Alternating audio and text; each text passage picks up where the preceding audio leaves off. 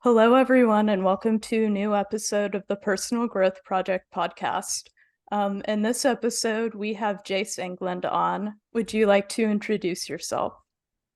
Hey, Personal Growth Podcast. My name is Jace England. I don't know really what to say about myself. I'm a business owner. I'm an entrepreneur. I run two businesses. I'm in the online space. I do marketing.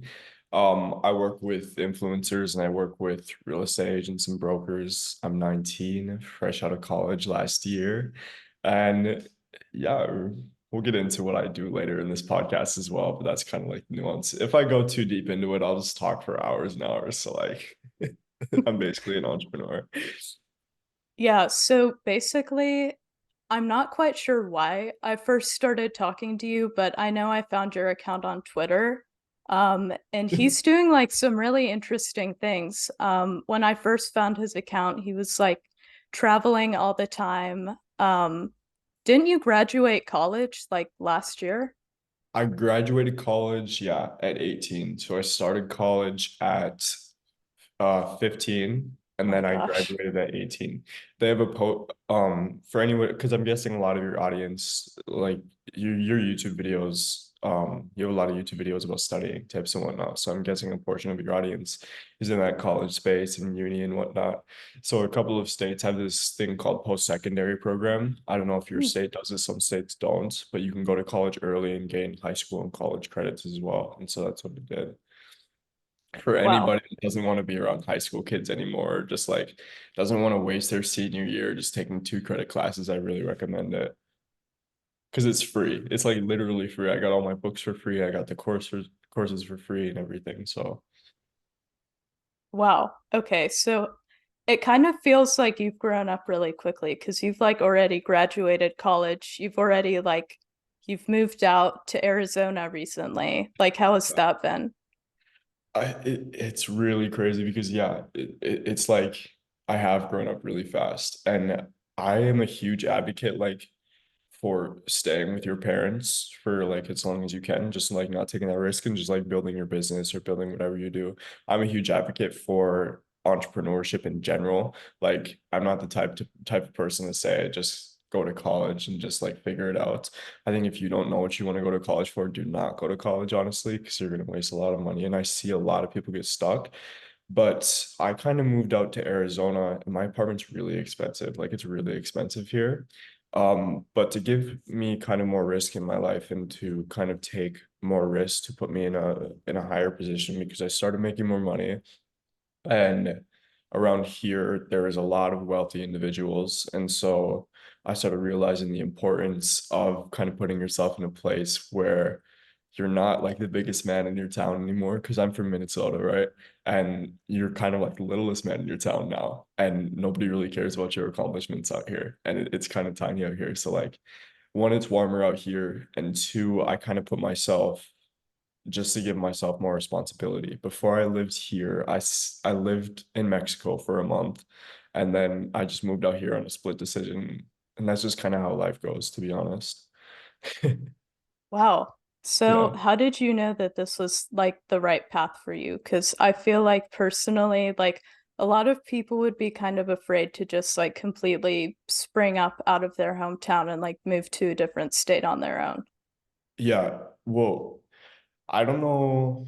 Do you talk about God a lot in here? Like, Oh is your yeah, definitely. so like nobody really knows. Like things do go really fast. So last year, like I was taking a year and a half ago, I was taking college classes and I was in college part-time. So basically what I did is in my hometown, I rented out this commercial office and I basically spent like all day in there. Sometimes I would even sleep in there because I was just like working on stuff so late. And I just really wanted a new environment because eventually your environment, when you outgrow it so much, it really does hold you down. And I tell people now because I listen to a lot of people, but Tony Robbins is like right on the ball of like everything he says. Sorry, timer's going off. Tony Robbins is like right on the ball of everything he says. And one of the most extreme things he says is sometimes when your habits become so bad and you've tried to change them over and over again, you really do need to like extremely change your environment. And that means moving out to somewhere else.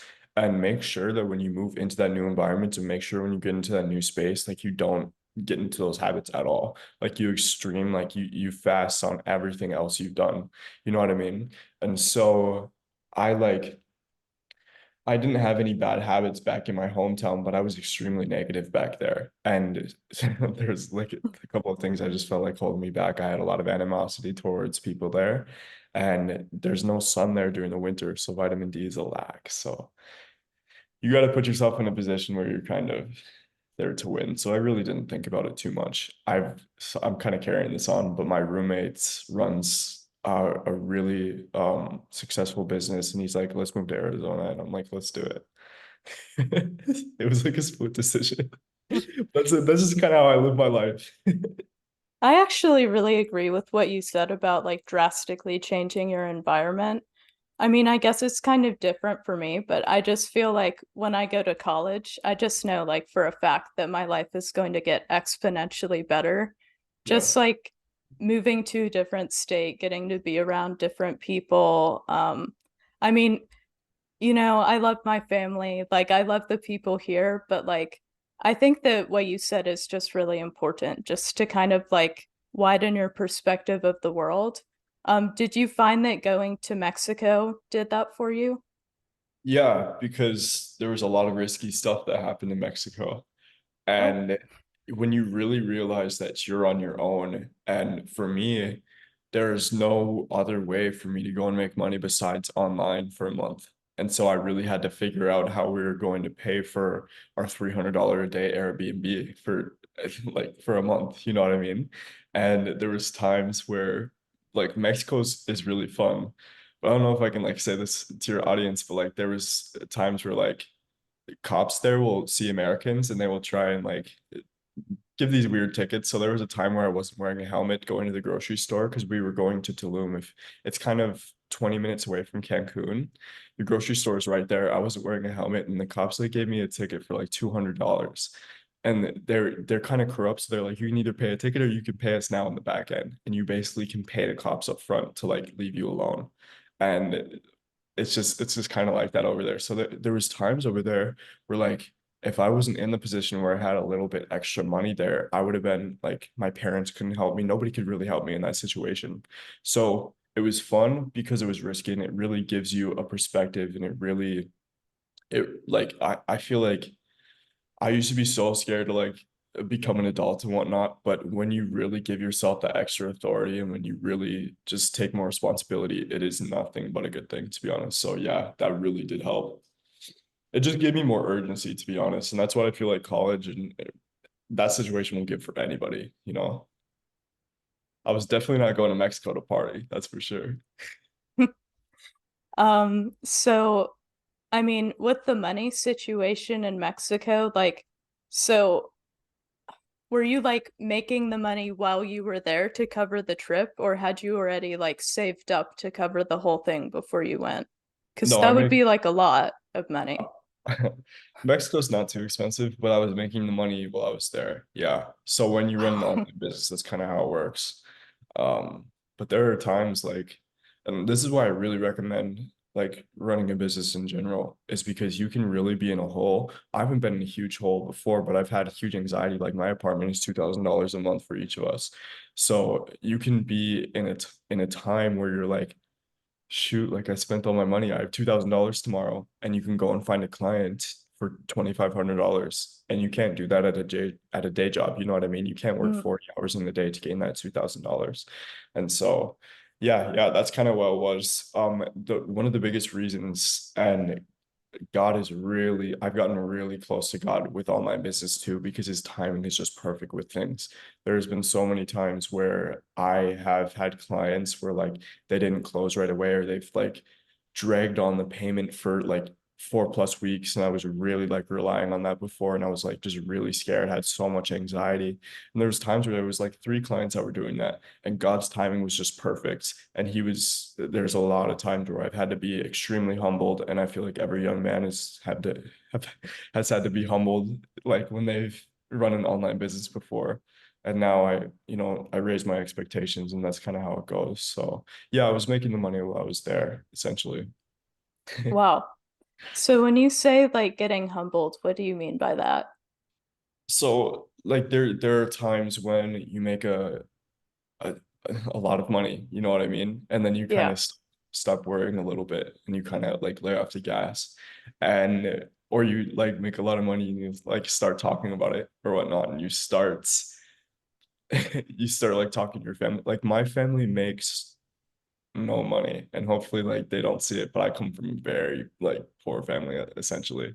um and so I don't really center money around what I do, but I really enjoy freedom and whatnot, and I've always looked up to people who had this kind of free life.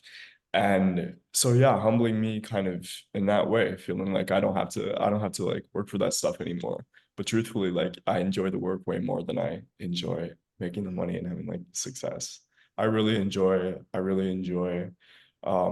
authority and whatnot, and I really enjoy just running a really successful business. So yeah, God is deep into my business. So um he's deep into that part too. So when I need to be humbled, I kind of ask for it now. It's kind of like I ask for problems now because I can definitely tell when I'm getting too like cocky and whatnot, and I've asked God to humble me before, and he always does. So yeah. I've That's also really nice. part of that too is like getting humbled is also realizing like I'm not scared of like money at all. Like I'm not scared of money problems because they're man-made problems. And so truthfully, if I'm ever in a hole, I just kind of always say like, oh, God's gonna take care of it. You know what I mean? So I can even work harder. I always say that now. And God has perfect timing. It's ridiculous. It's obnoxious. Now, would you say your family has had like a big role in getting you where you are today? I mean, well, that's the environment shift, right? I've always wanted bigger things. So when I look at wealth and whatnot, I look at it kind of different from what you'll see money guys on Twitter talk about, or a lot of guys. Like I don't think about like Lamborghinis and whatnot. Like I like nice watches and I like expensive things, but because I really like a high quality of life, to be honest. I like being around professional people. I like being around a clean environment. There was a lot of environments where I was around. I mean, like I've always been extremely like professional as a kid, like, and I've always wanted bigger things. That's why I went to college at like 15. It's because I really just I always wanted to just be respected in that way. And so there was a lot of times where like the environment wasn't clean or the house is extremely dirty. And I have like six siblings. So like, and I'm the oldest. And my dad like has been working like construction his whole life. And I just never wanted to do that. It's just ruthless. And they've really never made over like $40,000 a year, like my dad. And and yeah, so like it was crazy. And I've also been around times where my family like started to get jealous seeing me like make a little bit of money. And my mom and grandma is an angel, but it's just you really need to get out of that environment to really take like your own, you know what I mean? Because I really want to create just a well-rounded, just classy like family. And that's really the reason that I want a lot of money, to be honest. And I want a life. Also, I want to buy a house in Italy, Greece, and international real estate because I love it out there. But does that kind of make sense? Yeah, yeah, that's like a really nice kind of like goal to have. I think it's Yeah. important to look at the big picture, and I would say you're pretty good at doing that. Um, Now you talk a lot like on your social media about like receiving signs from God, and the book actually, he got me a book. It's called The Alchemist. I read it and it was like really good It's the actually. best book ever. And it talks a lot about receiving signs from God. Like, do you want to talk about your philosophy about that? I mean, I'm at a point now where I like I hear God like 24/7. Like we literally have back and forth conversations. If I'm even doing something like I don't know what's a good example of this, but if he doesn't want me to take 2 tabs like magnesium today, he'll like tell me not to take like 2 tabs of magnesium. Or if I'm like not going to do something, if I'm not supposed to do something, or if I'm just feeling lazy and I'm not gonna like do something for somebody else. I don't know how to give a good example right now, but he'll like scream it in the back of my head, and then I'll realize why I shouldn't have done that later. Like we really do have a lot of conversations, and it really hurts if I ever like know that I'm sinning against him and I actually go and do it because he'll be like, this is why I told you not to do it. And a lot. I don't know if a lot of people just don't have that relationship with him, but a lot of people just don't trust him like that. And I put all of my trust in God. Like last night, I made a huge Amazon purchase because I heard him kind of trying to telling me to do that essentially because it was going to it's basically around things in the apartment. We even put things in the apartment a lot. So I ordered some lights and I ordered some mics around here and some more lights. And he's like, you need to really start treating this like your home and whatnot. So I went and did that. So yes, did you kind of what was kind of the question framed against? That's how I kind of trust God and whatnot, or how do I hear those signs? Yeah, so this may be a hard question to answer, but how do you discern the difference between like the thoughts in your mind and like a thought that comes from God, if you get what I mean? Yeah, I mean, the thoughts that come from God, well, I feel like we kind of think alike. You know what I mean? Me and him for sure. I will say that I know the thoughts that come from the devil for sure. And I know what thoughts Mm. that aren't coming from God. And then I can kind of tell like these thoughts kind of align with God. You know what I mean? But his thoughts are very, very sudden. And when I get a thought in my mind where it's like I wouldn't have made that decision like before, and I can kind of tell that it's just very sudden, like you should do this or you shouldn't do this.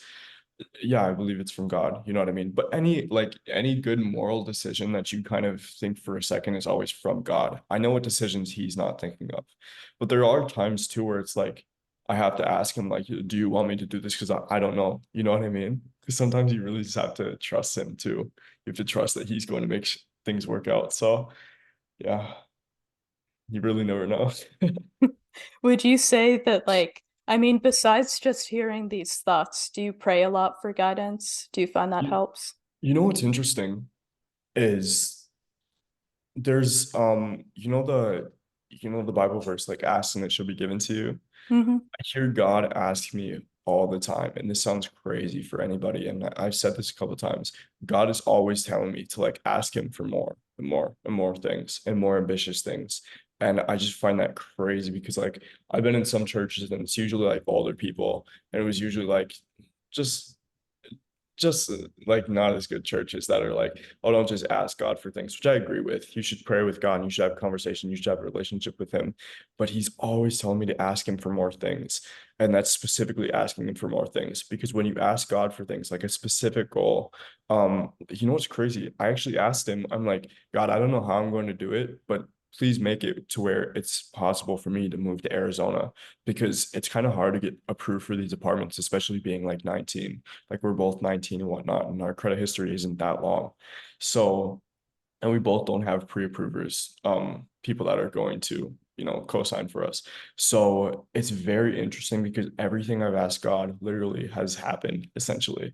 And so anytime I ask God for something, that automatically puts a shift in my brain that, okay, I have to go and do the work to get that thing. Otherwise, I just literally ask him and I'm wasting his time and kind of disrespecting him because I don't trust him. You know what I mean? So yeah, it's very interesting in that way. Hmm. That's actually, yeah, that's really interesting that, I saw this meme the yeah, other day. things do work out. Yeah, I saw this meme the other day about that. And it was something like God said it when you got up to heaven, he's like, son, you kept me like really busy with all the things you were asking me. And it's like this is what God should say to you when you get up there. And I just find that so interesting because I've never heard that before, but I kind of gained that philosophy like 3 months ago, and I can literally like feel him telling me to ask him for more things because when I ask him for things, I know that I'm going to work towards that thing. You know what I mean? Yeah, So absolutely. yeah. Um, I mean, when you said earlier that you slept in your office, honestly, you sound a lot like Elon Musk. I was reading his biography and like he's known for like sleeping in his Is it office. good? Is that book good? Yeah, I mean, I thought it was really good. I don't know much about like rockets or anything, but I was able to keep along with most of the book, so Yeah. I thought it was pretty good. Now you do work like really intensely if you're sleeping in your office. Like, would you say that balance is important, or like, what's your philosophy on that?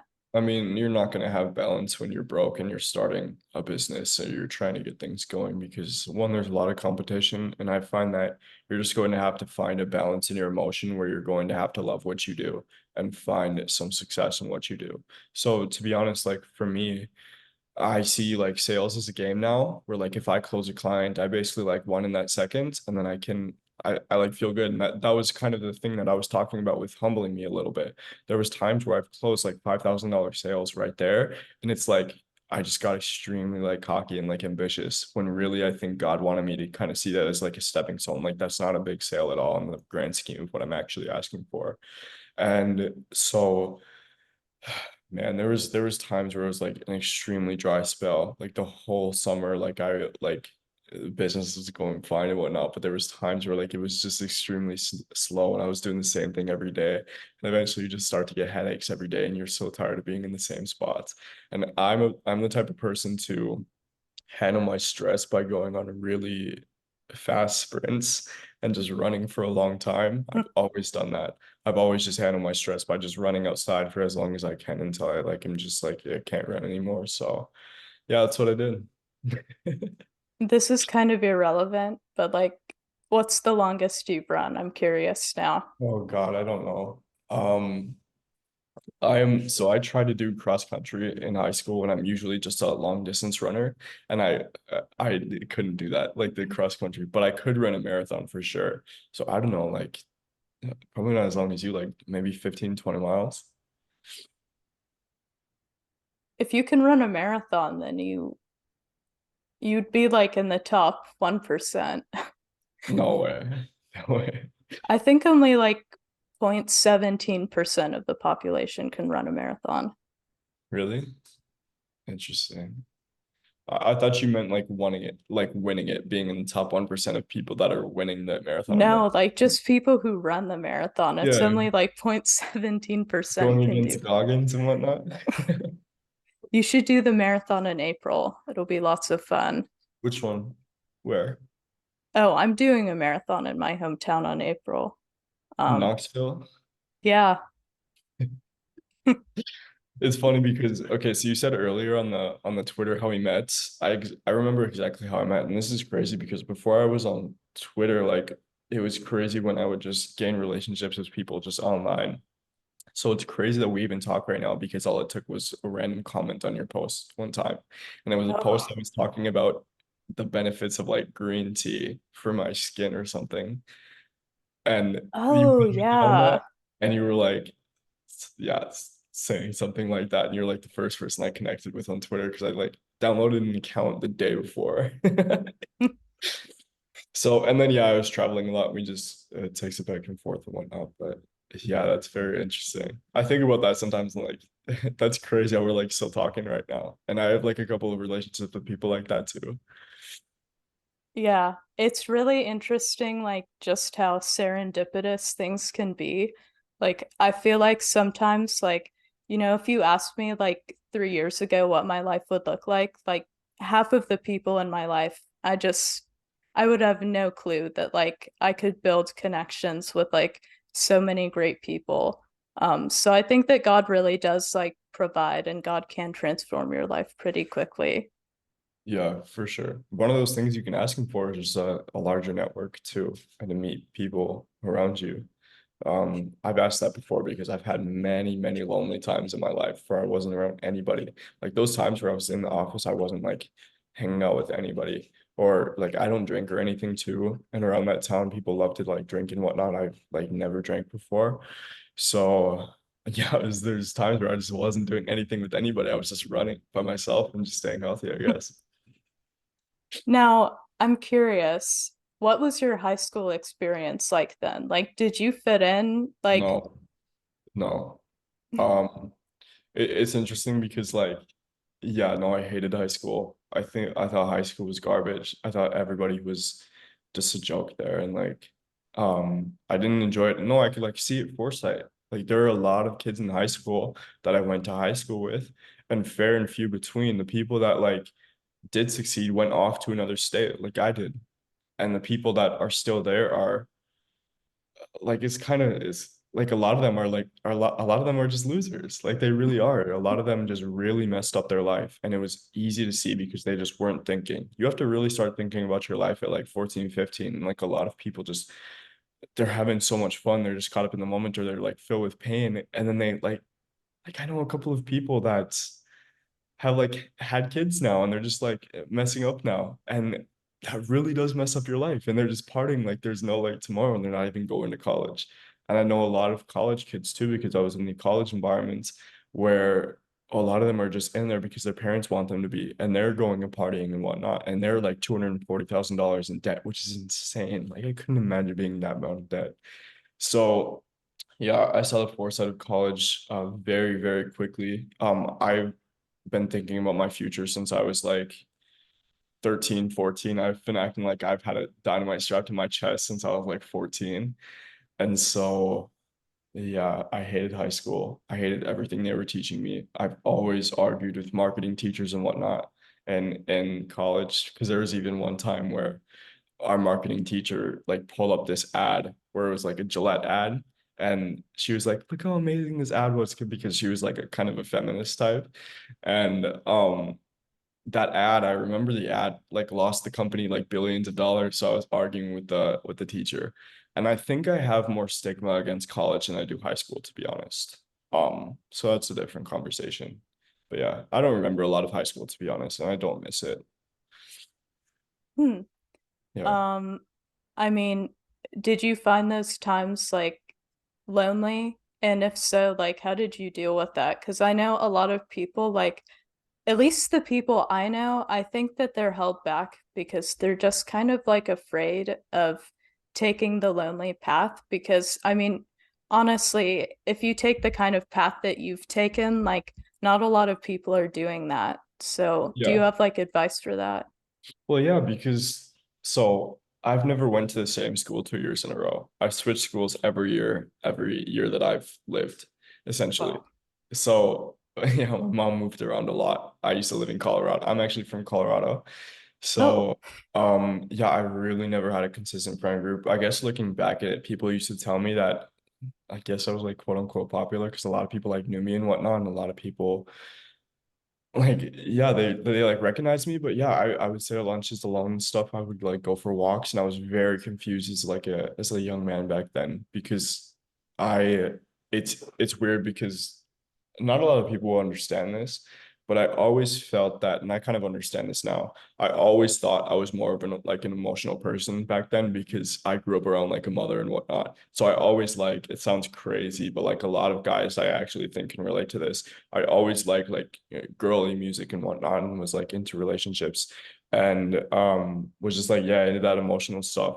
But I figured out later that I just wasn't utilizing it correctly. And when I was actually like deeping into that, like I wasn't like fruity or anything, but I really just enjoy that stuff while being like masculine. It's kind of like hard to discern. And I figured out later that I was listening to this guy on Twitter who's very popular. I don't know if you know who Brute is. Do you know who Brute is? no. DeForce. Yeah, he has like 100,000 followers, and he was saying this thing. He's like a lot of masculine men, like really hyper masculine men. I don't think I'm like hyper masculine or anything, but they like a lot of like girly music and whatnot. And they were like deep into relationships when they were younger. And I'm like, dang, but a lot of them just don't use that energy correctly. And so it was very interesting to me because now it's like I really try to push out my emotions and whatnot, really just focus on logic, because it's really easy to get angry and stuff. And I've done that well. So yeah, high school was terrible. It was a terrible experience. I didn't like anybody. Um, I thought everybody was just wasting their time. And I found myself giving a lot of advice to people that were just lost and being indoctrinated by terrible teachers. I'll be honest. Oh, wow. Now, I actually want to say this too, because your audience yeah. is Christian. There was a time that I think about this every day where, because college is very like, I mean, high school and the education system is like, they're biased in some ways, right? So I had an advanced English teacher when I was a sophomore in high school. And so there was a lot of like, I don't want to say like liberal, but there was a lot of like kids who like thought like that. You know what I mean? They kind of were indoctrinated a little bit. And so there was like a lot of gay kids in there, and there was a lot of people that just like didn't like God. There was a lot of atheists in there. And the teacher, like right away when we got up there, she said, I'm a feminist. She said, I'm a feminist. And she wore like the pride flags and whatnot. Like, fine, whatever, just teach me English. And there was a time where this kid who's like this atheist type was just like saying back and forth. He was saying over and over again, like God isn't real, and he was like God is dead and stuff. Like that movie. Have you ever seen that movie, God's Alive or whatever? God's Not Dead.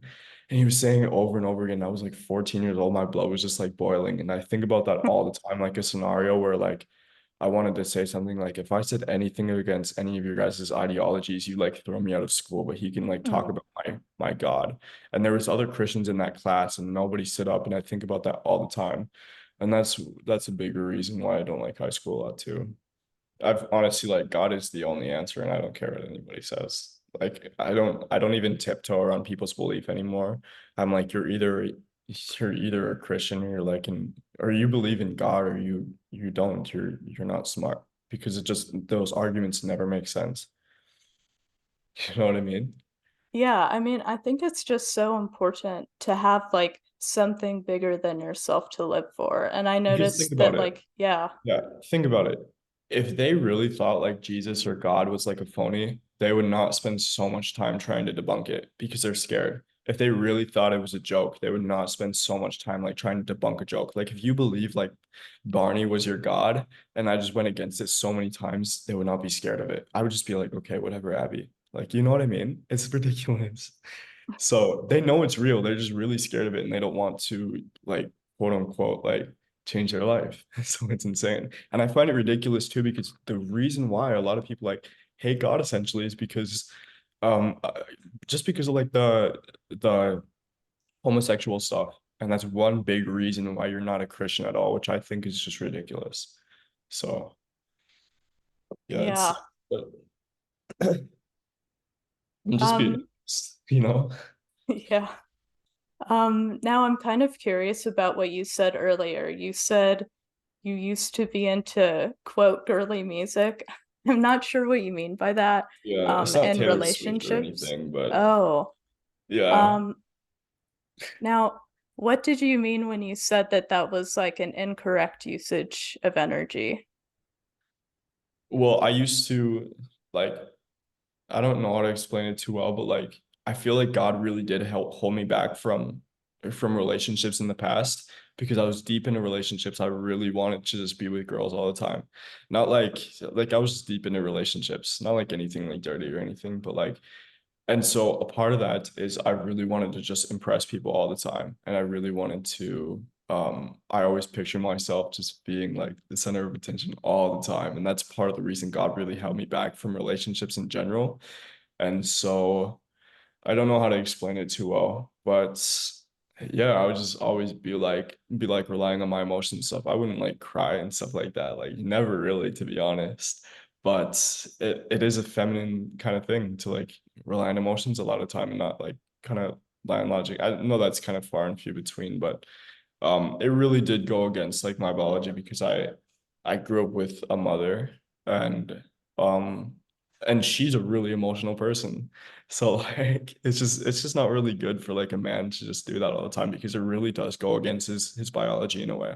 You have to learn how to balance those things. So yeah, I didn't really know how to control it, to be honest, control my emotions in a What way, do I you mean guess. by emotions when you say that? That's such a like tough question because like it really means a lot of things. I guess I just got really deep into music because truthfully, like I am a really creative person. Like I learned how to like play piano by myself at like 16. And so I'm still doing that and whatnot. And I always wanted to be an actor and it sounds great. Actually, I'm not gonna say that. But I always wanted to be like a model essentially. And I've always wanted to do that. I was always deep into, so I actually started a first business, which I'll go into later. We started a magazine and whatnot, but I've always wanted to be part of the Calvin Klein brand as a model. Oh, And so I got just deep into that stuff. And I guess with emotions, it's like it was a mix of like anger and just like love emotions, I guess. I don't know. And it was really destructive to be honest, because I didn't have like any of those things. And so I gained a lot of animosity towards people. And I think when you're emotional in the anger way, you're just really easy to anger. You know what I mean? And so I feel like I was really just annoyed with myself. And part of it was just I was really anxious where um, because I like to have control of things. I say where my life was going, but it wasn't in the fact that I was like doing anything bad. I was just always wanted to know what was going on. You know what I mean? And so after senior year, when I was in college and whatnot, I was like, okay, Laura, I have to make this entrepreneurship thing work, you know? So emotions like that, you have to really be in control, you know what I mean? And it's not pushing them down, but it's not like just letting anything come out, you know what I mean? Then relying on those. So yeah, I kind of see that now because emotions are an extremely good thing. I've had a lot of times in my life now where it's just been just ecstasy, you know what I mean? Just that emotion. Like there was a time in Mexico where I won't talk about it here, but like I met some people and we went to their home, which is just an absolute castle. And there was just no reason for me to be in that situation. But I met the like CFO of like Scotiabank, one of the biggest banks in the world. And there was times where that was just absolute ecstasy and I was picturing my life a lot. So I want to say this too, like the emotions came from like me picturing like scenarios of things happening because I can picture things like nobody else, to be honest, and I can really project things. And so I'm always thinking about my future in a way that I kind of want to paint it. So a lot of emotions just come from that. So that's a long tail story of kind of something that makes no sense, I guess. I mean, I kind of think that that's a good thing, if I'm being honest, that you like have the ability to feel really deeply.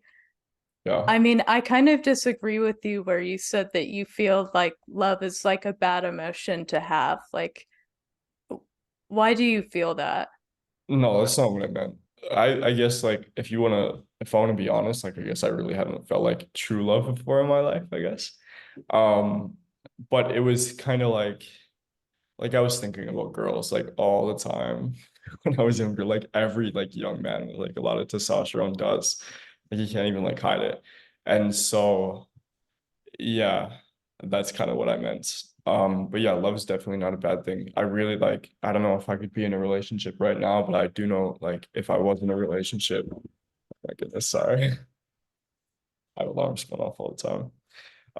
I do know if I was in a relationship that it would have to be like it'd have to be most unique. Like she would, I don't even want to talk about what she would have to do, but my schedule is crazy. Like, you know what I meant like her schedule because I talk about this sometimes and it's like if she had a job and if she was just working all the time or if she was like in college all the time, I've been in times where like my girlfriends were like really like angry about my schedule and whatnot and me spending a lot of time working. So I don't want to say like she would have to like quit her social life.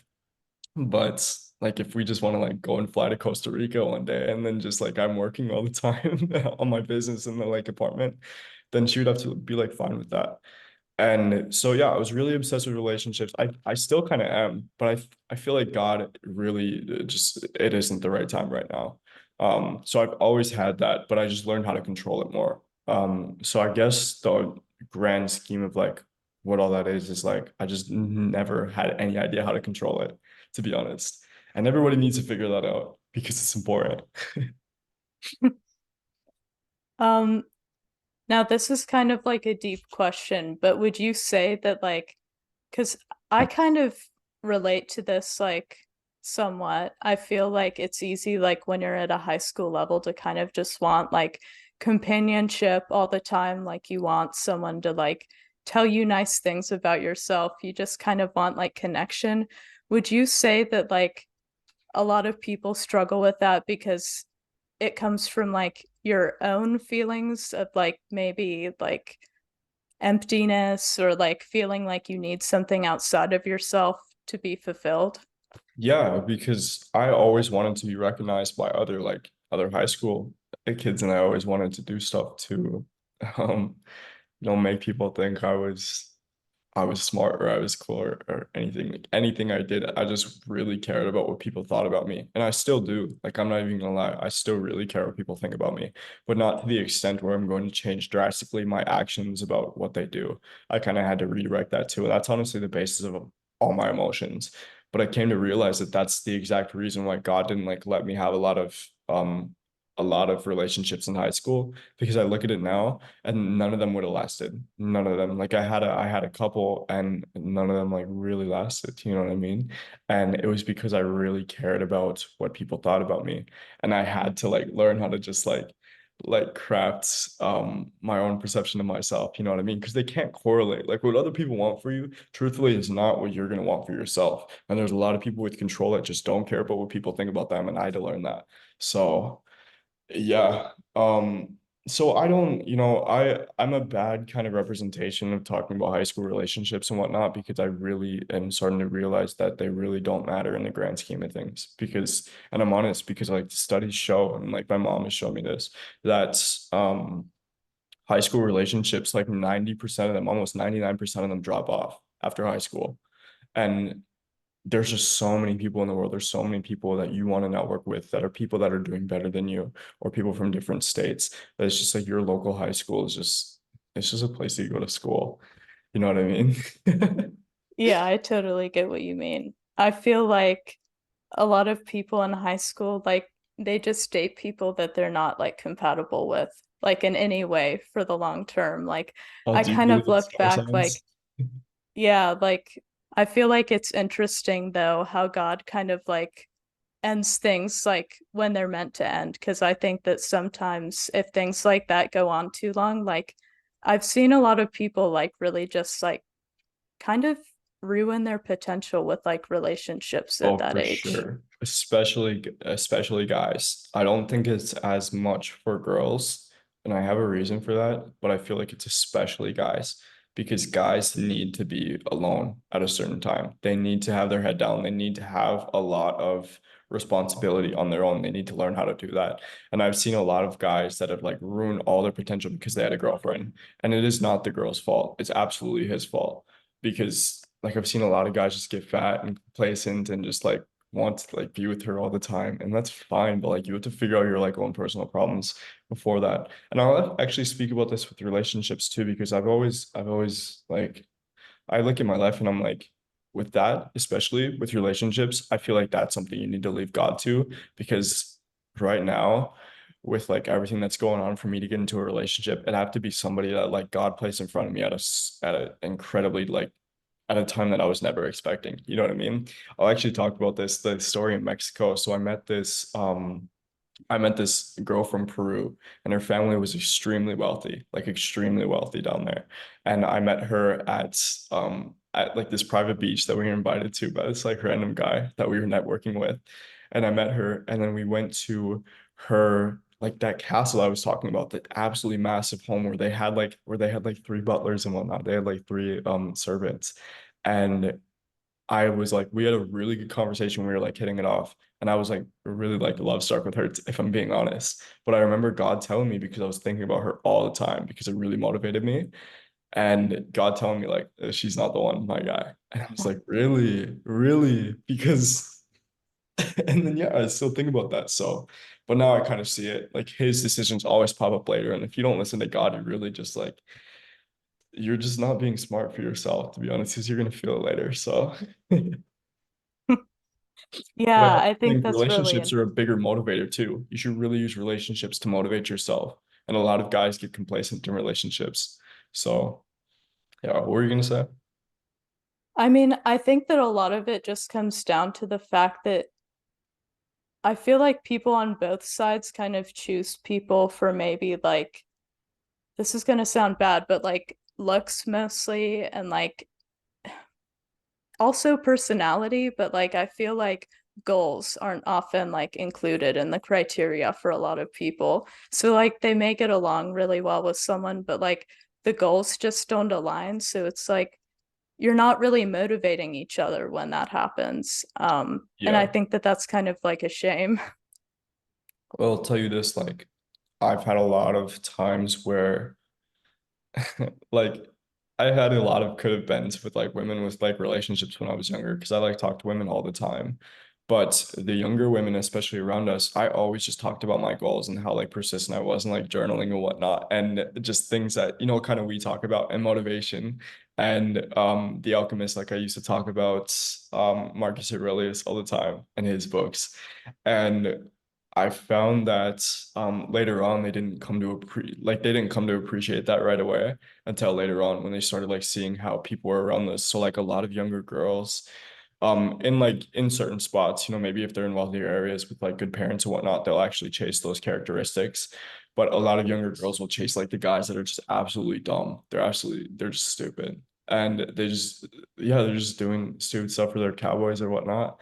Or and I found that a lot of like younger girlfriends that I had didn't come to like appreciate that stuff until later. So that's another reason why I just stood away from like a lot of the relationships, which I was in a relationship from 14 to really 17, and then I haven't been in one since. So, but that's another Oh, thing too. Like a lot of people, you have to find the right people that really understand how important those things are too. You know what I mean? oh yeah. And it's attractive when Absolutely. girls find that attractive. Like when girls find your ambition attractive. And I couldn't have a girlfriend that didn't kind of like find that attractive because like she would just get so unattracted to me because that's like this is all I do. So Yeah, I mean, I totally get that. I feel like, well, I'm kind of an extreme like example, but like when I was like be 16, I wrote like a 4-page checklist of everything that I want and like the person I'm gonna marry one day. And like a lot of it comes down to like characteristics, like someone who's actually like ambitious, someone who has like plans for the future, like, someone who like values God a lot. And I feel like I just kind of look around my high school sometimes and like I don't know. I think a lot of girls end up settling just because it seems like there aren't that many people who like have those traits, which is kind of sad to say. And I'm sure your opinion might be different because you probably know a lot of people like similar to you that are kind of more high quality, but yeah. like it feels Well, like there's like a drought of masculine men. I will say this, the masculine men that's like you're like chasing after or that has all those characteristics are not going to seem like it at first. They really keep those things to themselves and whatnot. And they really are like they have a what do you call it? They have like an ambitious mindset. So they're really like not really hold everything in, but they don't listen to like a lot of authority. And so they're definitely not going to be, it sounds bad, but like submissive to women. And they're not going to put up with like a lot of women like that. They're saying a lot of like BS. So what I mean is like a lot of women judge men by their ability to talk with other women and conversate with other women. So like the reason why it's sometimes hard to find a lot of these men is because a lot of those men can see those women that go after those bad men straight through. Like I don't want to be with a girl that is like on Tinder or is, on like talking to all these dumb guys for just no reason, for just like for looks and whatnot. And that's true. Like a lot, it's been like proven like a lot of women will judge like the characteristics of guys based on their ability to actually get other women and whatnot. So it's hard to find those guys because they really are focusing on their future and they really are working towards the future. You know what I mean? And they really are in their family and whatnot. And it's I mean like that's really just like all I do to be honest. And that's like I have a lot of friends now and I know a lot of people that that's all they do essentially. And so yeah. That's why it's a long game with that. You cannot find that type of person in just the short game, just around your local high school. You know what I mean? Yeah. It is something that God does have to place in your life, I believe. Yeah. I mean, that kind of makes sense that women would like kind of look at like how a man can talk to other women. Um, Personally, like I am kind of like an outcast, but like I don't have Snapchat. I've never had Snapchat, but like I know a lot of girls are like snapping like a lot of guys all the time, or like they talk to guys who like have a long roster of girls that they're also talking to. And personally, this may be wrong, but I feel like it's kind of like extra undesirable like to me if like a guy is just talking to girls all the time. So I don't know, I just feel like it's important. Like unfortunately a lot of girls nowadays like I just see like completely settling, and it makes me really sad because they just shouldn't. Well, yeah, I mean, guys do gain kind of experience that way, but like I said, it's kind of like a scenario where, like, let's say somebody in your friend group, you just thought ticked all the boxes and whatnot. They said they have motivation and whatnot, or they were talking about their goals, they were talking about God, they were talking to like the local females around. I don't think it's bad for because here's the thing. I don't think it's like good to hook up with a bunch of people, but I don't think it's bad for guys to talk to a bunch of girls to gain experience because guys do have to gain a lot of character traits to be a good husband and to be a good man in a relationship. Like they have to be charismatic, they have to have a good personality, they have to like learn how to deal with risk. Like risk management is the biggest character trait that you can ever have, like as a human being in general, but especially as a man. And then you have to learn how to control your emotions, and then you have to learn how to be with kids. Like there's a lot of analogies that come with being a man because like I believe, and this goes into like gender arguments and stuff, which gets like confusing, but I believe like a lot of men just should not be complacent ever. Like men should always be on the move and men should always be taking risks and whatnot. So that goes into also the character trait of like sitting at home with the kids all the time or like sitting at home with like your wife all the time. And so men really do have to build themselves before they should get into a relationship. Because if you find a girl that just like wants all your time and whatnot, or doesn't like let you be yourself, it can absolutely ruin you because you can look at her with, I'm not gonna lie, like every single guy that does like sit down with a girl, whether they want to admit it or not, they're doing it because like they just want lust, to be honest, and they just want to be comfortable with that, and they want their needs met. But when you settle for things like lust, I have a huge argument for sexual energy that goes into like Marcus Aurelius. He actually gives you that like sexual energy that's supposed to be used to drive and for your motivation and whatnot, for things in life that you're supposed to achieve. And so, yeah, it's a huge, huge thing. It's a huge deal. That's interesting. Now, with your argument on that, do you find that that contradicts like the biblical view of like partnership though? No, not at all. Because he literally talks about that. Like wives have to hold themselves to a high standard to have a good man, essentially. And husbands have to be a good husbands, but husbands actually have to go and provide. And they have to be like good men, you know what I mean, and not have anger. There's a lot of weird biblical views that go with that. And a lot of people talk about like monogamy issues and whatnot. But no, I don't think, I think it goes directly along the lines of the Bible, essentially. Men have to be really close to God, and women do too, but women find themselves a lot closer to God when they have a man that's really close to God, because that's the only way that kind of works. And so I really believe to an extreme that if you're a Christian, and like if you're a Christian woman especially, and you find a man that's like not a Christian, it's never going to work out. And you should just drop it immediately. It's easier for a man to like kind of change a woman's belief than it is for a woman to change a man's belief. And that really holds a lot of women back too, because a lot of women are fixers and they want to like fix men and stuff, which is not a bad thing. But it will never work out. And that's a big problem too. So it is very important to find someone with your beliefs as well. If you're a man, you can definitely, I think, change a woman's beliefs, though. That's just my opinion, just based on what I've seen. I see what you mean now. Yeah, Yeah. that makes a lot of sense. I feel like for the women who listen to this podcast, like it is really important. Like the feminist agenda is kind of like pushed a lot, and there's a lot of like, Disney movies coming out saying like you don't need a man anymore, like you can Yeah. save yourself and stuff. But I personally like, of course, you should never like depend on a man to feel like happy or like stable in yourself. But like I just think that when like a woman has like a strong masculine man in her life, it kind of like it's like a safety net that kind of enables them to like be better in all areas of life. Yeah. Like I think it's really important to have that support.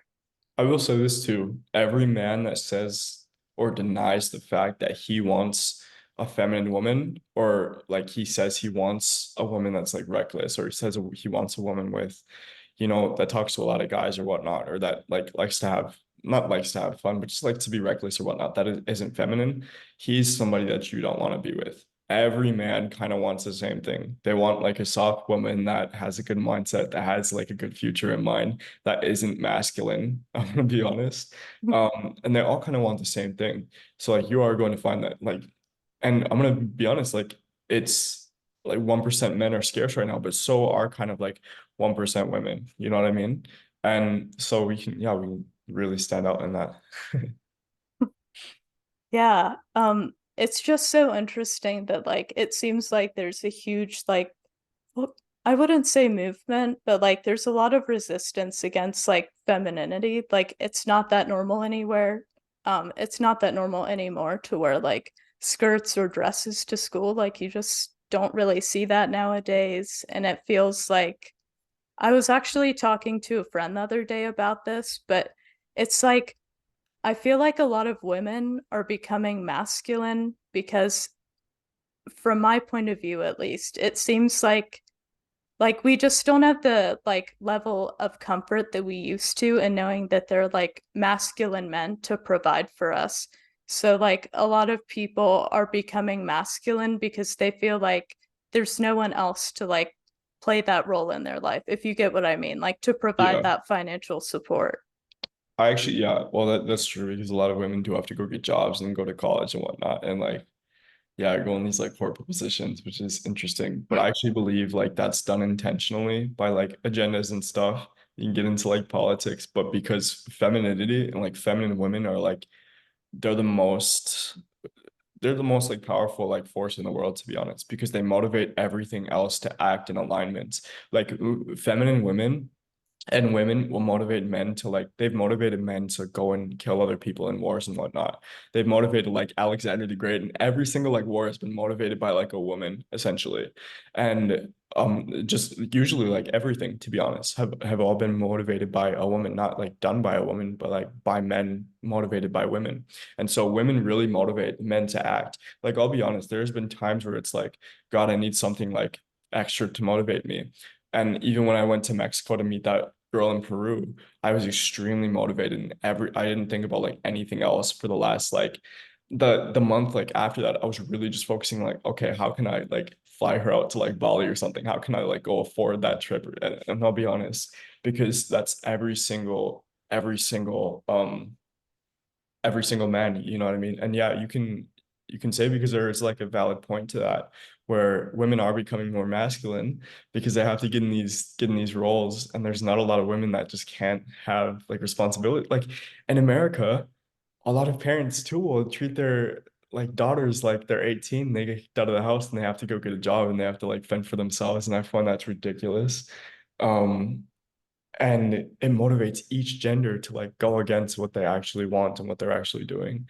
And so it actually, for the wrong kind of men, makes a lot of other men feminine as well, which is like Oh that's yeah. when things start becoming unacceptable. Yeah, that's ridiculous. But yeah.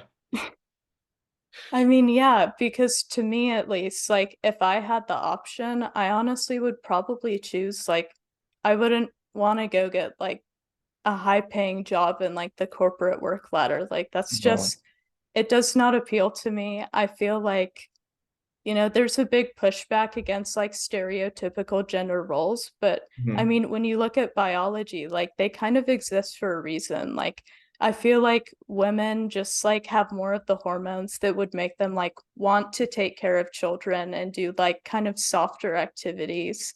And to me, like having a family would be like so much more fulfilling than like working in a building all day. Um, and I think that it's really important that like more people kind of speak up on that because Yeah. like in the mainstream media, it's just so not normalized to live that kind of life. Well, you have to understand what builds men and women. Struggle and hardship builds men into the character that they are, and softness and kind of it's not ignorance, but it's kind of like that's what's it called? Like that innocence is what holds the best characteristic in women. And so I believe that women should work on leisure. Like they should work on what they want to. Mm. Essentially, they don't have to work essentially, but there are a lot of like women that have motivation to like write books and stuff like yourself and talk about this stuff and have women audiences, which I know a lot of women who just are on social media and they have an audience on there and that's basically like their job and whatnot that are extremely feminine. And so yeah, if you're like forced to work like a lot of men have to build themselves up. That's why they can become entrepreneurs. Like I've had to do that. That drives out the best character in a man because he can have stories to tell and he can actually learn how to like control his emotions. But when women get in those positions and this is like this is really a lot of people don't agree with this. But a lot of times when women get in those positions, they don't like to share their resources like other men, but men are built to like share their resources with their family and stuff. And so that's when a lot of things just go backwards, essentially. I mean, yeah, it's like a fine line to tread because I know when I first started my podcast and like started making content online, I'll admit I was like really, really masculine. I feel like I was always trying to like force content out. I was like always working. I just I don't know, like it just didn't really come from a place of softness. And I even remember like, I've really like toned down the amount that I post on like TikTok and stuff because I just realized like it was just me like churning out videos. And I feel like for women, it's important to like, yes, like most of us do have to work and go to school, but like I feel like there's a way to also still be feminine while doing those things. And like for me, that means like leaning into writing, which I enjoy way more than like churning out TikToks or like, even when I do write something, like just doing it from the heart and because you want to, not because like you have to push it out all the time, which I feel like is more masculine. Like Yeah. men are like the ones who like push out content consistently. Yeah, it's just because of that feeling that you always have to accomplish things and whatnot. That's kind of where that comes from. So yeah, I totally agree. But it does get tough because women, like, if they literally are in a position where they have to work and they have to go get a job, um, they might just be better off, going and finding like a wealthy man. Um, but I'm just kind of joking there, but like it kind of gets into a position where they have like no choice, you know what I mean? They have to like kind of try and force themselves to be feminine now, which gets that gets interesting as well. Um, yeah, that whole conversation is kind of weird, but That American is an women, issue though, because you said find a wealthy man, but like the act of finding a man is like masculine, right? Because like I I feel like feel you like the should. man is supposed to pursue. Yeah, you should find a masculine man and then with ambitions with what he is doing, specifically like probably being an entrepreneur, and then like trust his path as well, because for him to become wealthy. And then honestly, like a lot of women who are dating like celebrities or richer men have also like gone and grown their creative careers as well, have become authors or have become like nutritionists as well. Mm. And that's just like a catch 22, like goes perfectly. You know what I mean? Yeah, absolutely.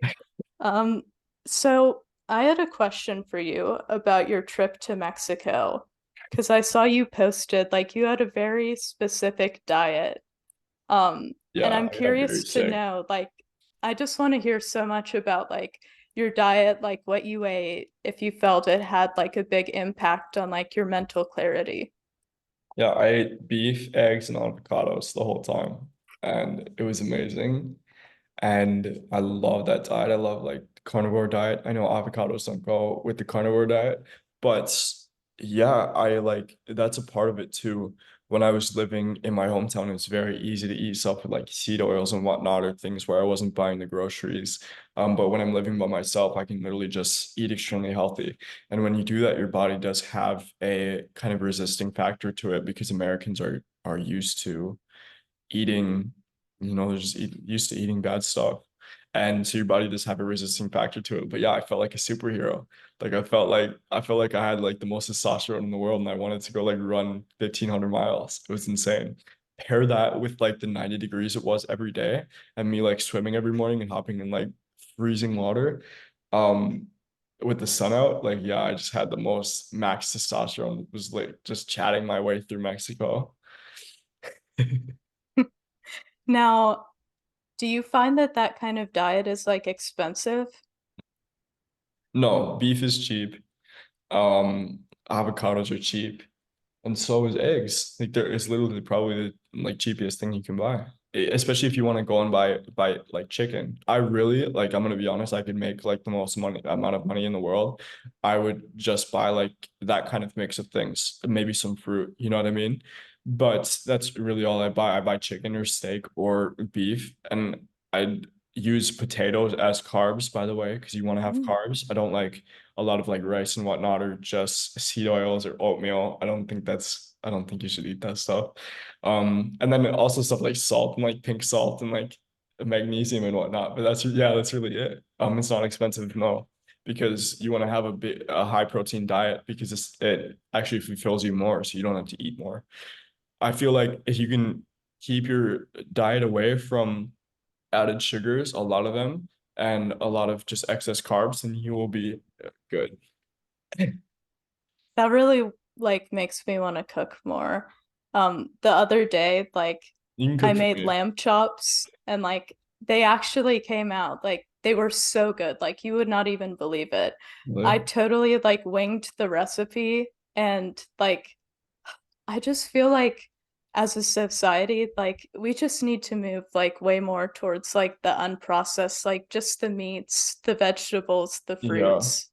I've Yeah. spent a really big part of my life like analyzing how I feel after certain foods, and I totally like I always thought I had this huge analogy because technically like I'm like gluten free, so I don't eat any bread or any Oh, like wheat like that. But I think now that it's not gluten, it's actually like the lactic acid that United States puts in all of their products in wheat. So that means like oh. every single person that eats regular bread is technically like gluten free because nobody's body does well with lactic acid. That's why you can go and eat bread in Italy and be fine and be gluten free. But that's why you feel like crap after in America. So yeah, that's total like foods in other countries are amazing. Like you'll just feel mwah. Oh my gosh, yeah. I want to learn how to like bake like a loaf of bread. Like last night, I was like really craving carbohydrates because I ran like a half marathon on the treadmill because like for my marathon training plan, like the long runs are amping up. Like the roads are covered in ice because we got snowed in. So I just did it on the treadmill. And And I most asked my dad, like, do we have how? bread? And he just pulls out like this loaf of like just completely processed like honey butter flavored bread from like the freezer. It Yeah. just like that cannot like actually be like nourishing at all. Yeah, I've been eating a lot of olive oil too. Olive oil is amazing. And in fact, I'm so natural that I use olive oil as sunscreen now, which is very interesting. And face wash. So, yeah. But what about like, do you find that it burns your face? No, it's amazing for your face. It has SPF in it too, so it can be used as sunscreen. Oh, Yeah. wow. What See, was I it? would assume it would just like cook your face because you use it for cooking, right? So like, Yeah, but you can also use coconut oil for cooking, and you could also like cook sunscreen if you wanted to, I guess. It wouldn't be good, but yeah, olive oil is amazing for your face and for your body in general to process food. I was gonna say something. Oh yeah. I was gonna say if you want to cook more, I told you I'd fly you out too, and you can roll the cigars and you can cook for me absolutely. Like, I would in love to Italy. just, I just want a summer like where I can just read my books, like learn how to cook. Like, I might actually be good at cooking. I feel like I just need to like take some time to actually like order the ingredients every weekend and like try out recipes. You one of those people that just spend like thousands of dollars on the ingredients and like just to make one dish. I It's mean, but like I am kind of like a perfectionist. So if I want to make a dish, like I want to do a good job on it. Because no yeah, one wants to eat like chicken with like no seasoning. yeah, yeah. I love hot sauce too, so I eat with that. So yeah, you can definitely but I'm really simple in what I eat. So I also try to fast. I know you don't agree with that, but it's amazing for you. I'm on a 24-hour fast right now. Let's Oh my go. gosh. Yeah, fast Now, is a I mean, is biblical. that difficult though? Like, because Yeah. I just get such bad like hunger cravings, I can't think. I mean, women have different hormones. I figured out. I actually figured out that it's probably worse for women to like not eat breakfast than it is. So women should eat protein during the morning, but like it's really good for men to fast. And it actually says in the Bible, like when you ask God for things, you should fast and you should come to me. And Hmm. fasting puts you in the survival. I believe everything is good when you are forced to rely on God more. That's the whole analogy with it. Scientists can go and say whatever they want, but it's good because you're forced to rely on God and not on food. That's why kind of gluttony is kind of a sin, you know what I mean? So yeah, fasting puts you in this mindset where you're kind of in survival mode and you can focus a lot more. So love it.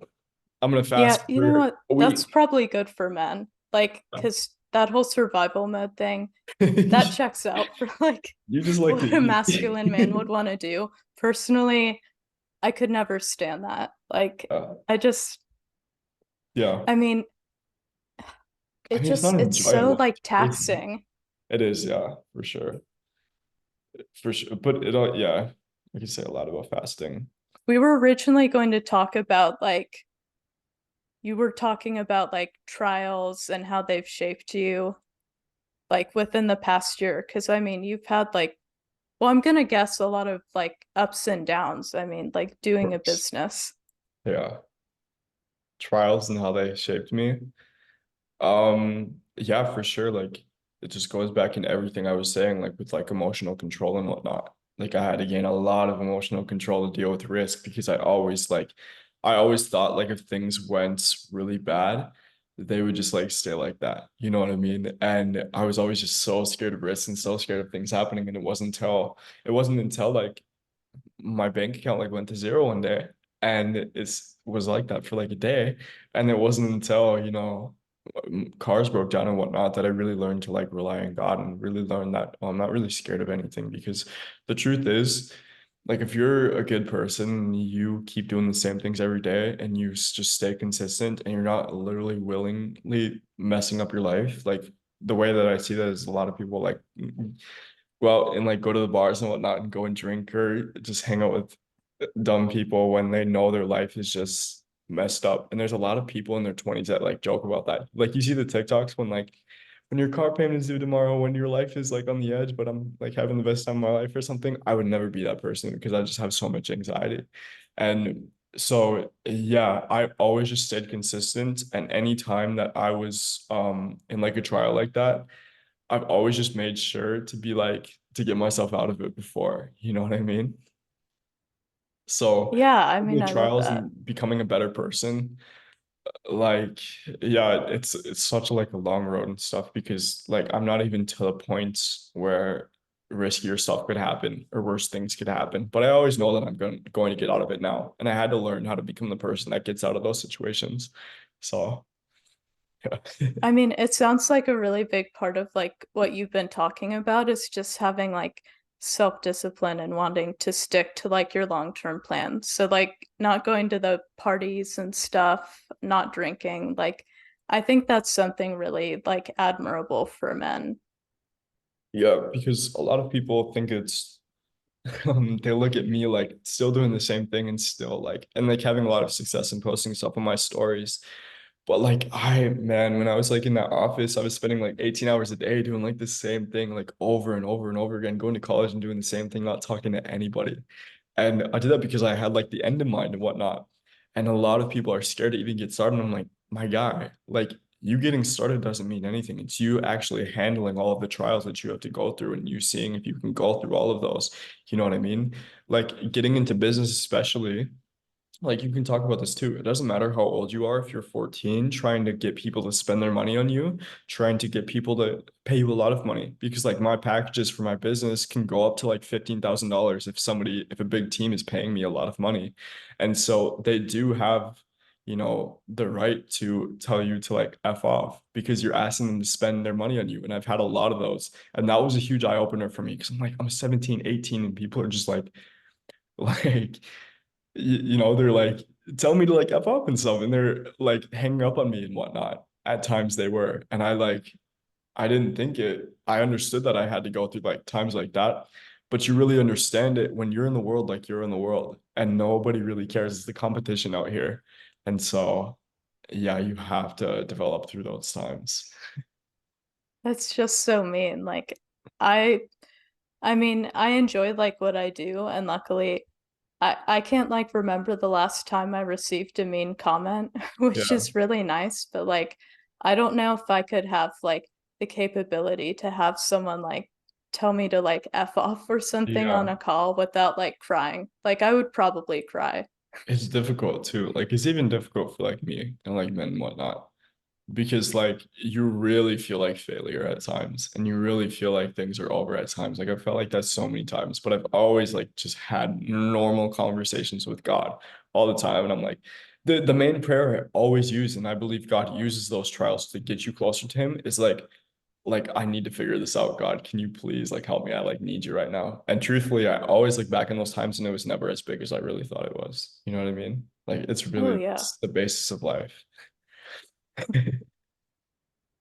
Now, like, would you say that like you do things like every day, like besides prayer to kind of like keep your mind like pure, if that makes any sense? Like, I know a lot of people like the music they listen to, like, the TV shows they watch, the books they read. I feel like that can all have like a big impact on your ability to kind of like walk in faith. Yeah, this is interesting because when I used to run, like running was my biggest source of dopamine because I just used to picture things in my head.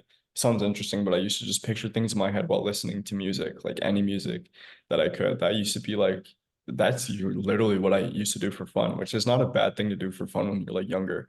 But I used to just run all the time, stay extremely healthy, and just like listen to music and get extremely ambitious. And like obviously, like the music wasn't good and that really was affecting like my emotions in my life and everything because it wasn't like Christian music or and I was just like I was kind of listening to music when it really just doesn't match your lifestyle and it's from people that don't match your lifestyle at all.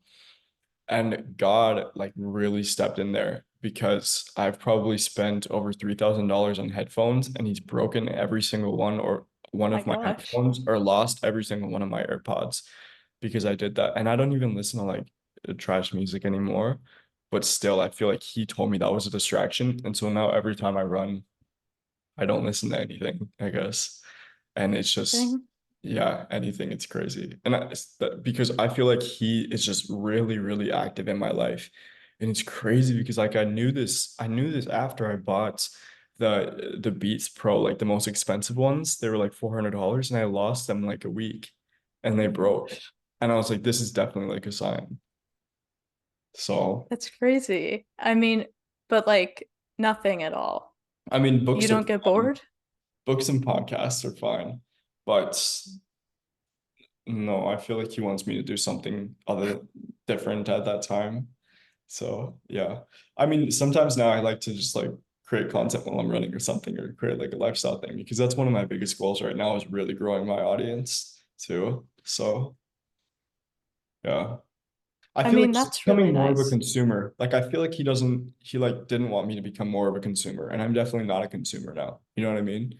I feel like I have a lot of interesting viewpoints that I need to just post on social media and become one of those people. So yeah, Oh I my need to gosh, go into yeah, that. that's super important. Like the whole idea of consumption versus creation. Like, I Yeah, think people are just like the happiest when they're creating more than they yeah, consume. yeah. And if you consume too much, it becomes like scary to create and whatnot. So I think that was actually the biggest lesson he was trying to teach me. That's like, yeah, that's really admirable. Now, do you have any book recommendations for listeners? Because Oh I my know, like, gosh, I of love course. books. My listeners probably do too. Of course. Let me pull up my Kindle list real quick, and I'll mention some off the rip. So, okay, The Alchemist is the best book ever, and that would be like that with like maybe two other are like things that I mean fiction books that I've read before. Those among a couple other ones. I have my Kindle list right here, so I'll go through them. The other fiction book that I actually read was like a Holocaust book, I guess, because I'm guessing like does your audience like a lot of fiction books or just like personal development books? Yeah, probably a mix. So the other fiction book I read was like All the Light We Can't See. And Oh, that was about the Holocaust and the blind girl during the Holocaust, yeah, and she was like a Jewish girl.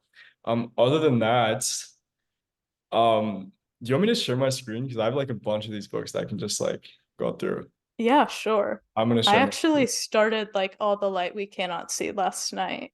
It's been like really good. Yeah, I didn't even know if I mentioned that in my books list.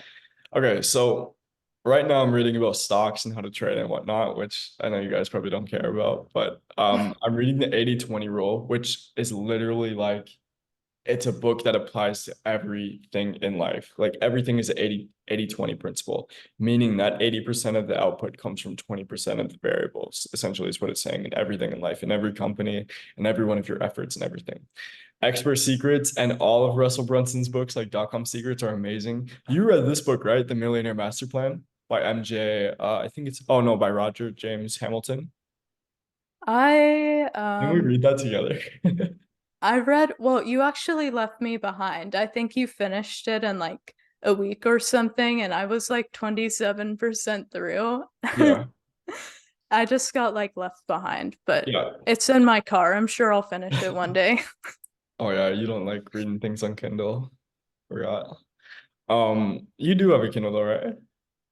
No, like I prefer Kindle. It's like physical books I kind of have an issue with because, like, you know, you have to carry them around and everything. Yeah. But the Millionaire Master Plan is anybody, it's actually like a hidden kind of gem kind of thing because it's for anybody. It was literally a personal recommendation. It's for anybody that wants to know what kind of person they are to become kind of rich, you know what I mean? So it kind of Yeah. talks about natural abilities that you have. So there's one person that's like the networker that will become rich by networking. There's one person that will become rich by being Mm. the dynamo, which is the creating and whatnot, I which I think that think the was person you me said. when I read it. Yeah. Yeah. And then there's other things, people that are like more analytical and whatnot. So it really talks about how to, yeah, those kind of things and the character traits that everybody has. So everybody is a mix of four. So that's interesting. How to Pay Zero Taxes. If you want to learn how to pay zero taxes, it's an amazing book. It's literally like a 1,000-page book on everything about taxes. I literally Oh, just go to the entrepreneur section, which is like 300 pages, and I haven't read like that full book to be honest. So it's something just to go back to every once in a while.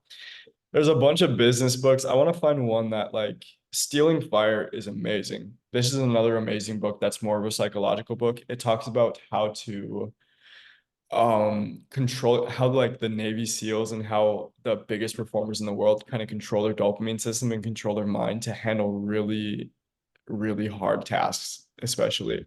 And it talks about like $1 million operations, like psychological operations, to where they tested on people to handle like really hard scenarios and whatnot. And they even talk about Goggins in that book. So yeah, that's an amazing book that everyone cool. should read. The Millionaire Fastlane. This is an amazing book that talks about like it's kind of like the 4 Hour Work Week. Have you ever read that book? I've heard of it. Yeah, it talks about just how to become a millionaire really fast. And it's really accurate because that headline is terrible, but it really is like it is true. He talks about those things. There's a lot of niche books in here, like High Ticket Selling, which teaches you how to sell. I haven't personally read The Daily Stoic, but it contains a lot of stuff when it comes to um the Meditations by Marcus Aurelius right here. If you want to learn about money, Money Master the Game by Tony Robbins is the best book on that to learn about everything about like money principles. It's the best book like ever about money, to be honest, that you should read. I have a lot of books in here that I have like on my Kindle that aren't on here or that are on like physical books. The social media strategic communication was a textbook during college, which was just terrible. I read college textbooks on my Kindle. It was so funny. And then the Almanac of Naval Ravikant and then Ayn Rand, Atlas Struggled are two like some of the best books in the world, to be honest. Apart from The Richest Man in Babylon down here, which they're all kind of about money in a way too, but they're kind of in ways where they're kind of story formulated and whatnot, where they're giving a lot of analogies, and it's absolutely amazing. All of these books on here are just amazing. That's why you stock my book list so much, my Goodreads channel. I do. Yes. It pops up every time you do my profile and it's like 10 times a day. What? Yeah. No, I'm just I, kidding. I was like, there's no way. But like, no, I do use Goodreads like all the time. I You feel put me like on. Have you read many classics? Like I'm just now getting into like all the classics and they're just so many good ones. Like what? Like, well, you're obviously not going to read Jane Austen, I guess, but like maybe like Sherlock Holmes or like Oh, stuff of that nature. I mean, I'll read the Bible. I'll read, I actually find things like, it sounds like I wouldn't read. Actually, yeah, I would read Shakespeare. Like, those are the things too. Like, I always thought like Romeo and Juliet and things like that were extremely like interesting and really cool. Like, I always loved film. I always loved like music and whatnot like that. And so Romeo and Juliet is a very good like kind of explanation of what that kind of goes into. So yeah, I'd read stuff like that, I guess. Shakespeare is like kind of every English teacher's kind of major though, so I don't, really like to read stuff like that. But um other classic books, like you'd have to give me other names because I have no idea. There are just so many, but I'm thinking of the ones that I know, and they're all really girly ones that you wouldn't read. Like, I would guess you're not going to read like Jane Eyre. You're not going to read Little Women. You're not going to read Pride and Prejudice. Um, Yeah, no. yeah. No way. I mean, they're probably good books, but yeah, no. Yeah, I kind Um, of like I like to spend a lot of time reading because any time that I'm reading, it really just improves my life in general, like 100-fold. So mm, um anytime, like I found that the best way to really go after your goals is really just to do it every day, just to never stop the momentum like ever. And that's really just the best way to live your life, to be honest. So if you're gonna read, just do it every day, you know. I will that's say actually this like too. so Have you ever been on important. a Yeah. really long plane ride and just read the whole way? Because Yeah. I've been on plane rides where I've read like the same book 2 times in a row and just like ran through that book. It was like insane. Oh my gosh. Like two times in a row? Well, like the one time I can say I did that is because it was like a book with like 100 pages. Um, that Oh, like high ticket selling book. Yeah, but there's been times where I've read like entire books like on a plane, like just 300-page books and just like ran through wow. them. Yeah. I tried to do that like last time I was on a flight. I tried to read the whole time, but I got like a really bad headache, so I kind of had to stop. But like I did like get at least 20% through a book, so I feel like it is a good use of time. I mean, I've taken over, I think, 100 flights now. My So I've been on a gosh. lot of flights. Yeah, when I was 18 last year, you remember when I was flying out? I guess we could talk about that. Like when I was Yeah, out yeah. all the time last year. And I can go into what I did and stuff, but yeah, I took over like by the time I was 18, like over 70 flights. And it got like really yeah, it got tiring after a while, to be honest. Like It was funny because I was in, where was I at? Chattanooga, and you were like, Jace, you're in Tennessee. you went to like the worst part of Tennessee too. Like you could have chosen like Nashville or somewhere like nicer, but you chose Chattanooga. There's like nothing out there. I was in, well, I was in New Orleans for a while, which is not in Tennessee, but Nashville was by there. That's just such a shame to me. Like that your impression of Tennessee was like Chattanooga, because I think they only have like one main event out there. Well, they have the Chattanooga Aquarium, and then they have Rock City, which is like you literally like go up on a mountain and they have a bunch of like gnomes around and like weird decorations. There's like nothing to do up there. Yeah, yeah. I would have came and visited you, but I didn't. That's a real shame. If I ever come to Knoxville, we can like go get coffee or something. Yeah, for sure. Um, hmm. Oh, right. You were gonna tell us like how were you doing all these flights? Because I'm sure people Oh, are wondering like how did you have the money for that? yeah, so last year, I was marketing and I was the director for this big like dance company essentially, and these big Oh, dance competitions which would go to America, Dancing with the Stars essentially. So it was crazy because they were like an extension of Dancing with the Stars, and I was like the director of those. And I met a lot of people from directing with Dancing with the Stars, but it got very tiring after a while. And so I was really good at like what I did. So they flew me out everywhere, and we went every single week, every single weekend. I mean, no, every single, I forgot what the schedule was, but I think it was Monday to like Thursday. And then I'd fly back home, work on coffee shops every day that I was like home during that time, and then fly back again. So I was in a different city every single week. So yeah, that was part of like my company in a way, and I didn't pay for it. They paid for it. So Wow, yeah. that's crazy. How did you get that position? Are you like a dancer? No, I was in acting for a while, but I just networked kind of. I'm really good if I can talk to people face to face with really like connecting people and really getting down to like bare bones of what they do and whatnot. And so I always say this, like I could make like anybody like kind of buy from me because I'm really just good at connecting and just being super honest with people. So I networked my way through that, and then they like, yeah, they wanted me on and stuff. So I did that, and I was the youngest guy there. It was absolutely crazy, but I had a lot of. That was actually a very tiring time in my life because I'll be honest with that. A lot of times you can look at something that's really cool and me flying all the time. Like everyone was asking me how I was flying all the time. I was flying like literally every week and being in New York City and then being in Tennessee the other week and then being in California the next week. And but it was really tiring. It was one of the most lonely parts of my life because there was nothing in balance. I wasn't around people that I wanted to be around. Like they were all older people that just wanted to like drink their expensive wine and go to dance competitions and whatnot. And I was just in the hotel every time that I wasn't at those competitions and stuff, just like working on stuff. And it was the most tiring part of my life. And it was specifically tiring because everyone thought I was like having like the time of my life, and it looked very cool from the outside. And I was kind Mm. of talking about how like amazing it was, but it really just wasn't. It really wasn't.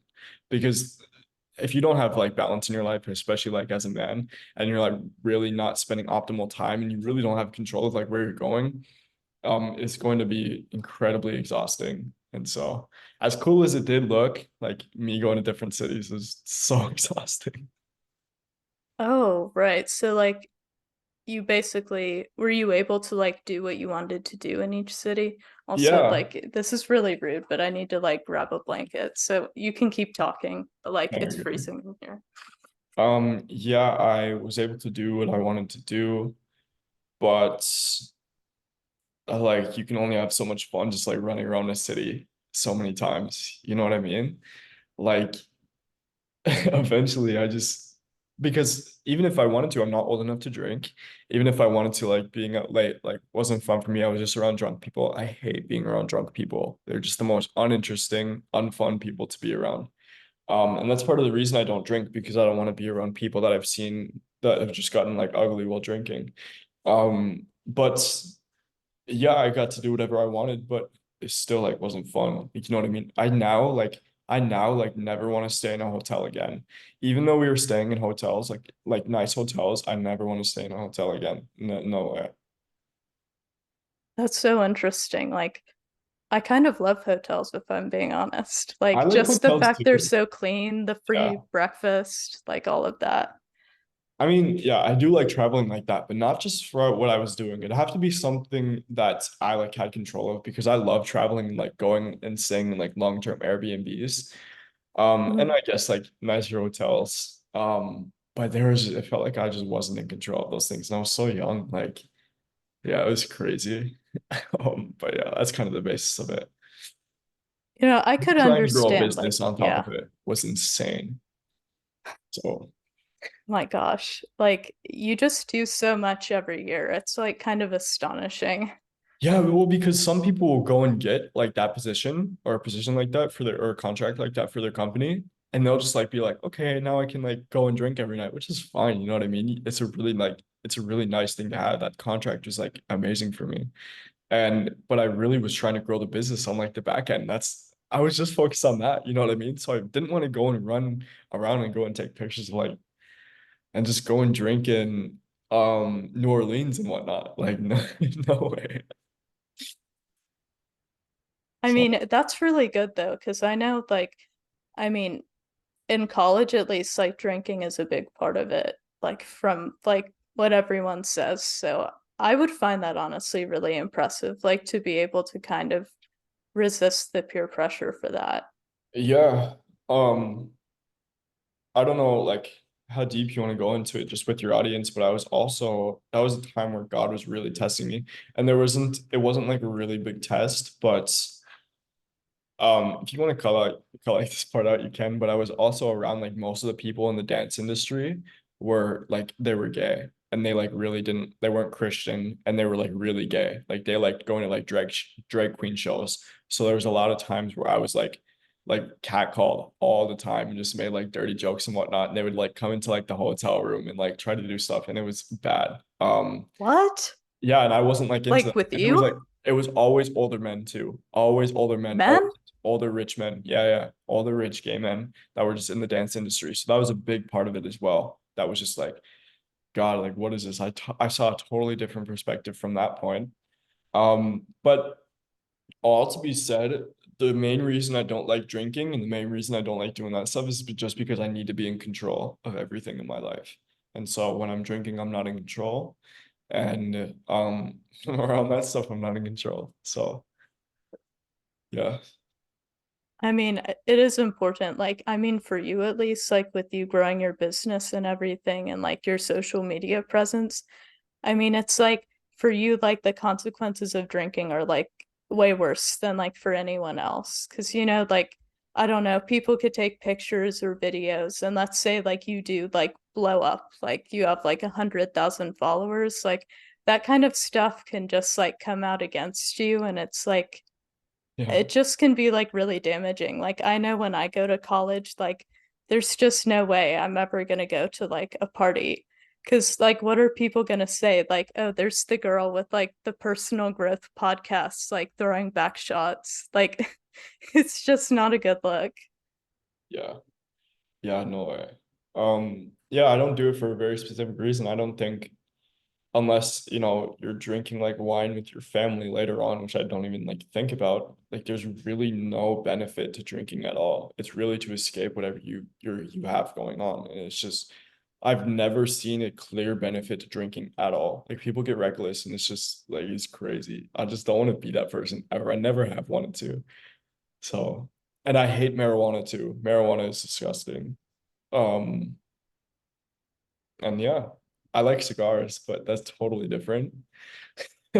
Cigars, I actually have a huge analogy with cigars because they should only be used to celebrate things. So if you're not doing anything big in your life, or if you're not accomplishing things, you should never have a cigar neither. Because cigars can actually have a crazy big benefit to when you're actually using it as a celebration. When you're using like cigarettes, those nasty things to escape from your life, it's incredibly detrimental. So like it can like hurt you a lot. So Ooh, I does that kind bet. of make Yeah, my sense? dad likes cigars too. Yeah. Personally, of course, I don't see the draw just because they like the smell and everything, it like carries so far. But like, Yeah, the reason why I also say this too, the reason why men like cigars and coffee is because I actually made a tweet about this. Men really like, especially masculine men, like your dad's, you said your family's pretty wealthy, right? They like black coffee and cigars because they're rough. And those rough things kind of correlate with who we are as people and they produce like this intensity. So cigars and black coffee produce really big intensity that comes from rough things. That's how God like kind of designed men, if that makes sense in a way. But it's very interesting when you're doing it. that's so alarming to me. Like, my dad always drinks his coffee like completely black. Yeah. Like, I could not do that. It's just so intense. Yeah, it's intense. Men love intense things though, especially masculine men. Um, but yeah, it's just that's the whole analogy there. If you ever think like, why is he drinking this black coffee like that? It's because he's thinking of conquering the world. Now, I mean, this has just been like such a great conversation. I mean, we've covered so many things. I guess like the final question I want to ask is kind of like really broad, but like what advice would you have to like people listening to the podcast? Like, if they really just want to like kind of get like closer to where you are.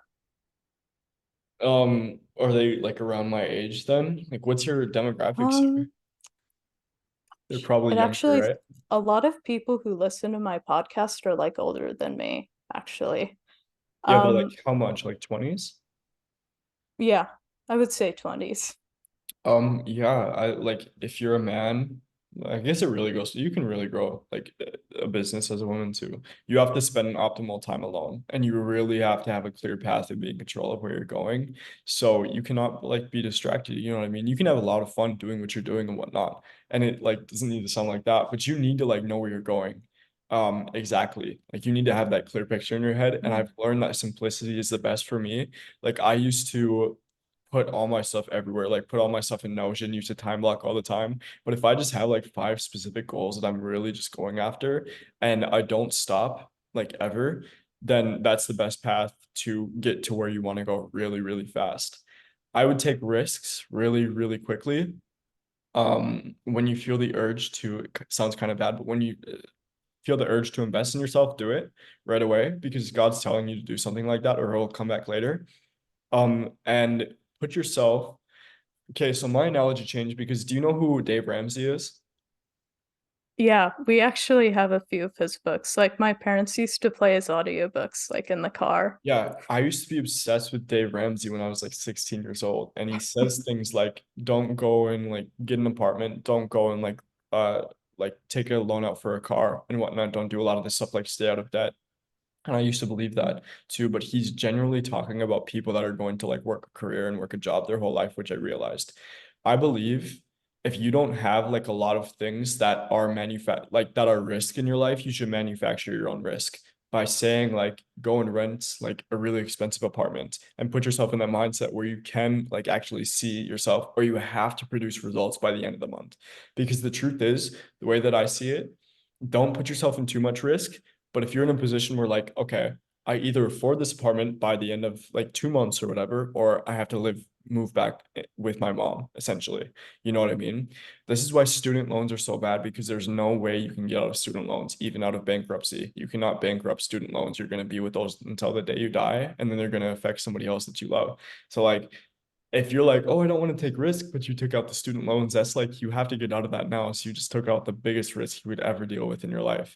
So yeah, if you have $0 and you don't have student loans, by the way, you're like rich already because a lot of people are in debt. So take a risk and really, really invest in yourself like heavily and put yourself in a position where it's really intense, where you have to manufacture your own risk and you have to make things happen because that's the best way to do it, to be honest. That's really good advice. I'm Yeah. gonna be completely honest, like you sound exactly like Elon Musk. Like in the audiobook, like he was always like he had this strategy where he would just take those crazy risks or like make claims like he was going to get his company to like produce like a crazy amount of cars in like a few months and then like he would work like crazy to like get there, Yeah. and that sounds a lot like the kind of stuff you say. Especially if, okay, I'll also say this because we just have like 5 more minutes. Um, if you really care about what people think about you, I always used to tell everyone that I was going to be a millionaire by 20. And I Mm. always used to tell people that just crazy things like that, that I was going to model for Calvin Klein, or I was going to make the magazine happen for Harvard Rose, which I didn't get into. But basically, the first business I started when I was younger was a photography business. And we went around like traveled to California and tried to get models for the magazine and whatnot. Which I just ended up quitting. But you fail some businesses and it's fine.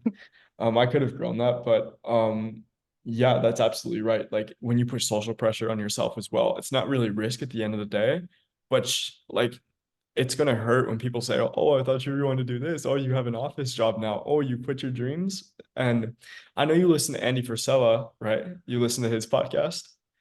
When I was like really hyper masculine, I did. Not so Yeah. much anymore. He It's is too pretty much mean. for me. But he says these things because he owns First Form. You know what First Form is? Mm. Yeah. That's his company, yeah. And he would talk about his friends coming to him after like 10 years when he still wasn't making like a ton of money with his business. Now his business makes like millions of dollars. But people will come to him and they'd be like, "Oh, are you still running that little vitamin shop?" and it would like really get to him, and he talks about that, which I find that extremely motivating. So yes, put social pressures on yourself for sure. Go and tell your mom that you're going to retire her, and go and tell your grandma that you're going to make $1 million in like 3 years. And then when you don't do it, it's gonna hurt. And yeah. I mean, that's really inspiring. I think that's good advice to kind of have like big goals for what you're gonna do. It kind of just gives life a purpose, and I think that we kind of just need a purpose to keep going and feel happy. Um, Yeah, so for people who like want to find more of your content, like where can they find you? I'll be posting a lot more for sure going forward on Instagram. Mm, I don't post a lot more on Twitter anymore. But I guess I will. But YouTube is a huge thing for me right now. mm. I had a YouTube video go kind of nuts recently. And I want to post a lot more talking videos on there on YouTube. So I think that's the best platform.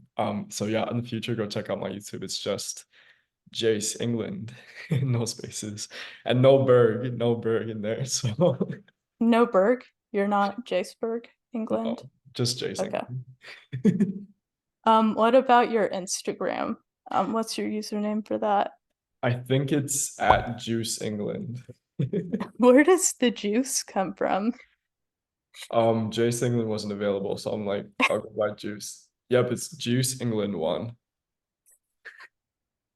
So maybe I should try and change that again.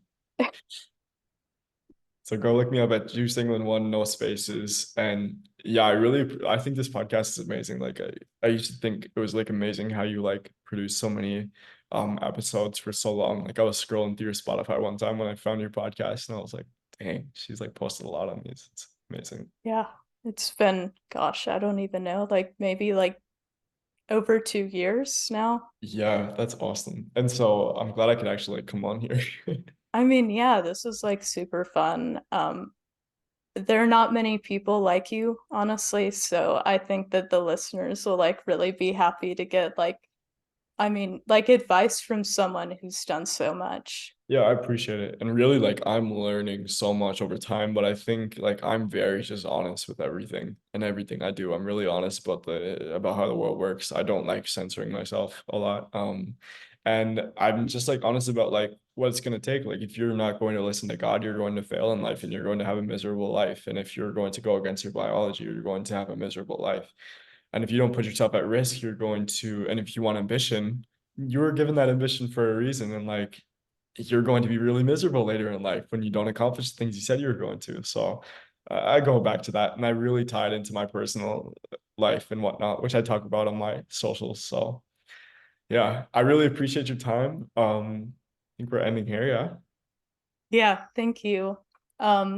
Yeah, guys, if you want to keep up with this stuff, the username is, what is it? Juice England one on Instagram and then Jace England on YouTube. Thank you everyone for listening to this episode. I don't know when we're gonna have another guest on. It might be a while. I don't know. I have like a lot I have a lot of applications to sort through. But I'll see you all in the next week's episode.